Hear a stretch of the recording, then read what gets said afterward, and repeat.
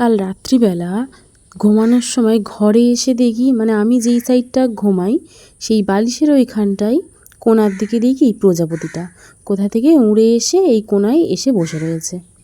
মানে এখানে যে একটা কোণা এমন জায়গায় গেছে, গিয়েও বসেছে যে ওখান থেকে যদি ওকে বার করতে যাই আমি, তো ওর নিজেরই লাগবে।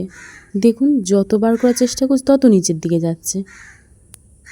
তাও জোর জবরদস্তি বার করলাম, আবার সেই চলে গেল ওই সেম জায়গাতে। কিছুতেই বার করতে পারছি না, যে কবার বার করছি নাই এই কোণায় নাই ওই কোণায় চলে যাচ্ছে। তাই তোমাদেরকে ভাবলাম একটু দেখাবো।